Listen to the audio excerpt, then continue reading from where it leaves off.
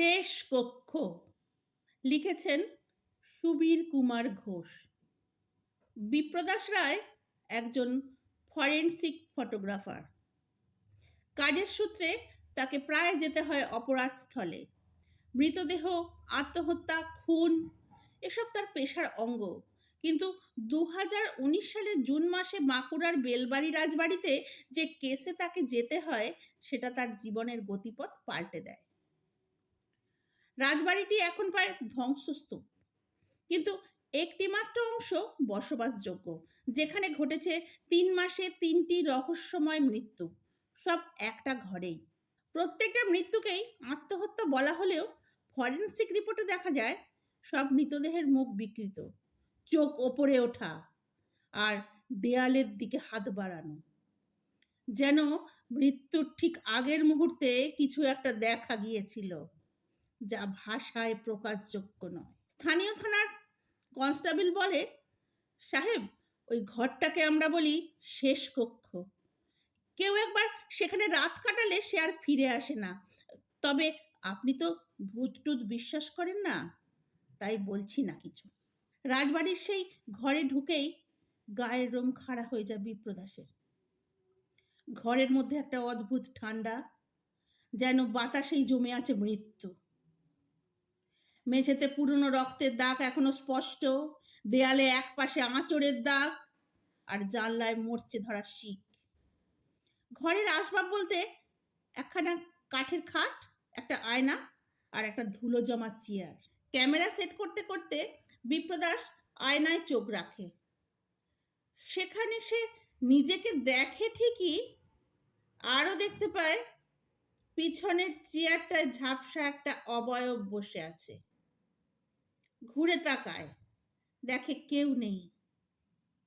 আবার আয়নায় তাকায়, এবার কিছুই নেই। সে নিজেকে ধমক দেয়, বিপ্রদাস, তোর মাথায় কি গন্ডগোল শুরু হয়েছে?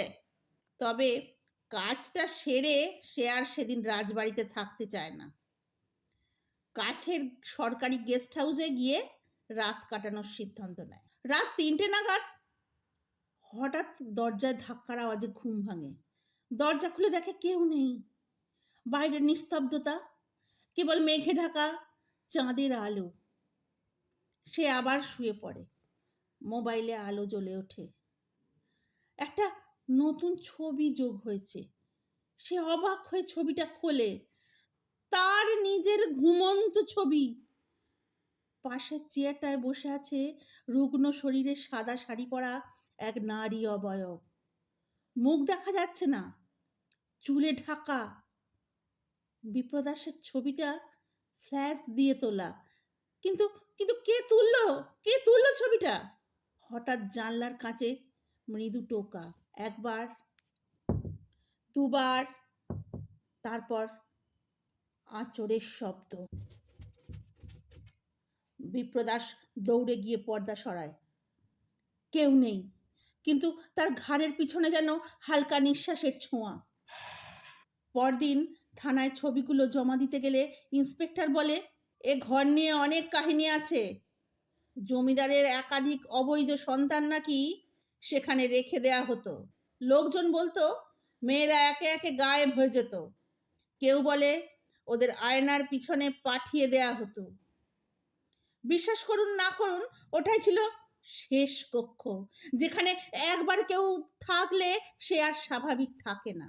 কলকাতায় ফিরে এসে বিপ্রদাসের জীবনে শুরু হয় অস্বাভাবিক অধ্যায়। ঘরে ফিরেই দেখে তার ঘরের দেয়ালে পিন দিয়ে লাগানো তারই তোলা ছবি, কিন্তু সব ছবিতেই পিছনে সেই মেয়েটির ছায়া। এমনকি নিজের শোবার ঘরের ছবিতেও মেয়েটি দাঁড়িয়ে মাথা কাত করে তাকিয়ে আছে তার দিকে। ঘরের আয়নায় একটা লালচে আঁচড়ের মতো দেখা যায়। শেষ কক্ষ তো বন্ধ, কিন্তু আয়নাটা তো খোলা রয়ে গেল। এখন তুই যদি আমার জগতে না আসিস, আমি তোর জগতে চলে যাব। বিপ্রদাস ভয়ে তড়িঘড়ি আয়নাটা ভেঙে ফেলে। তবে তাতে থামে না কিছুই। প্রতিদিন সকালে তার মোবাইলে আসে নতুন ছবি।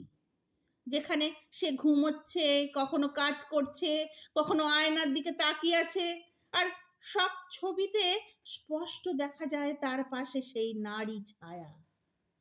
একদিন অফিসে তার সহকর্মী বলে, তুই যে ছবি আনছিস তাতে সবকিছুর মুখ বিকৃত হয়ে যাচ্ছে, দেখে মনে হচ্ছে কেউ ভিতর থেকে নষ্ট করছে।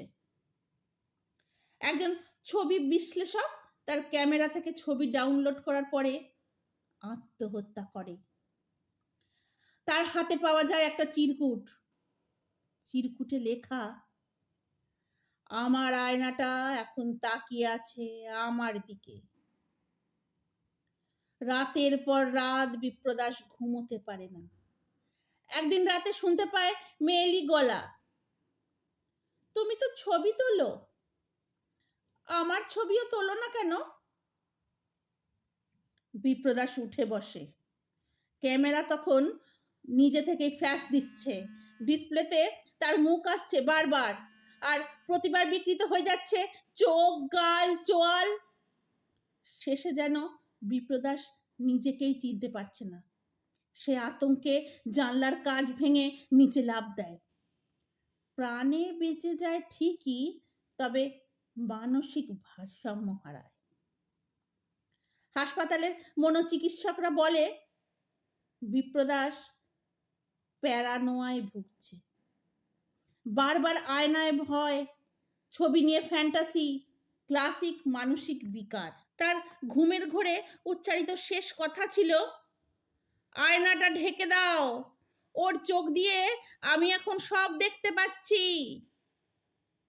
শেষবার বিপ্রদাসকে দেখা যায় যখন সে হাসপাতালের বাথরুমে ঢুকেছিল। ভিতরে ছিল একটা বড় আয়না। 1.5 ঘন্টা পরেও যখন বিপ্রদাস দরজা খুলল না, তখন দরজা ভেঙে ফেলে ওয়ার্ড বয়রা। ভিতরে কেবল পাওয়া গিয়েছিল একখানা ক্যামেরা, কিছু রক্তমাখা কাঁচের টুকরো, আর দেয়ালে আঁচড়ের লেখা, আমি এবার ওর চোখ দিয়ে দেখব, ছবি আর তুলতে হবে না। বিপ্রদাস রায়কে আর কখনো খুঁজে পাওয়া যায়নি, কিন্তু যারা তার ক্যামেরা স্পর্শ করেছিল তাদের মধ্যে 2 জন নিখোঁজ। একজন এখন পাগলা গারদে। তবে আজও যদি কেউ যায় বেলবাড়ি জমিদার বাড়ির সেই বন্ধ শেষ কক্ষের সামনে, আয়নার ফ্রেমটা এখনো দেখা যায়, ধুলোর আস্তরণে ঢাকা, কিন্তু কাঁচটা যেন কারো শ্বাসে ঘোলাটে হয়ে থাকে, যেন সে জানে আর একবার কেউ তাকালেই সে আবার ফিরে আসবে।